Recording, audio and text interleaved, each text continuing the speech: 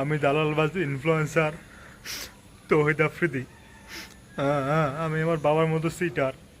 আমার বাবা চুরি করছে টিভি চ্যানেল, আর আমি খেতা পাইছি রাজাকারের। বৈষম্য বিরুদ্ধে কোটা আন্দোলনের সময় আমি ছাত্রদের পক্ষে ছিলাম না, তাদের বিরুদ্ধে ছিলাম।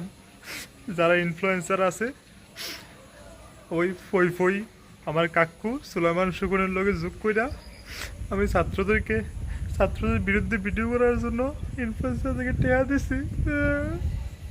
আমার খেতাব দিছে রাজাকারের।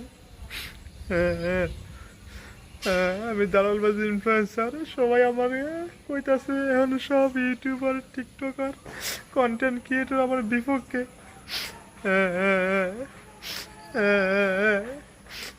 কি করাম আমি এখন, কেমনে বাঁচাম রে?